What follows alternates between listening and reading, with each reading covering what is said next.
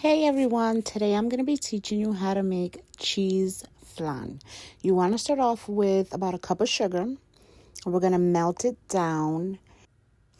Next, you want to set your heat to about low.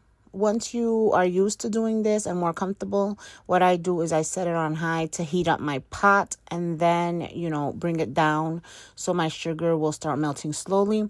But you want to make sure you don't burn the sugar because if you do, it's going to have a very nasty taste and it's just going to ruin your whole flan. Then you want to put the sugar into the pan you will be making your flan in. You're going to set it all the way around, make sure the whole bottom of the pan is covered and set it aside while you're making your flan mixture. Now for the flan mixture, I'm going to show you exactly what you need to make one of these pans. You're going to need 1 can of condensed milk, 1 can of evaporated milk, 4 eggs,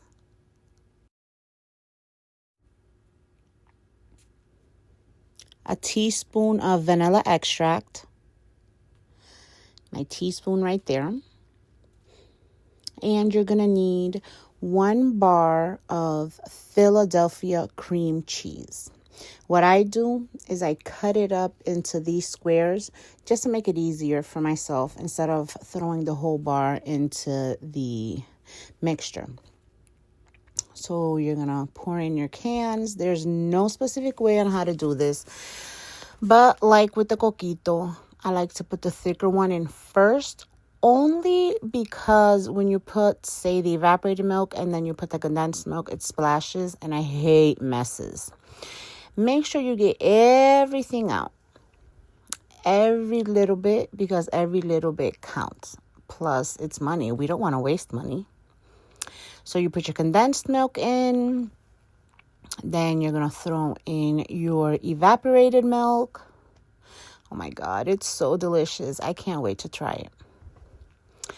Then you're going to do your 4 eggs. I'd advise you, I do this so much and I bake cakes, this, that, and the other. I'm so used to it.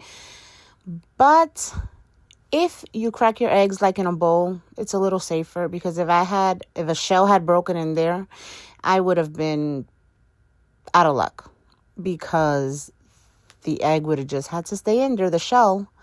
But thankfully, it didn't happen. It's pretty simple. Once you have all those ingredients, then I'm going to throw in the cream cheese. That too I should have put in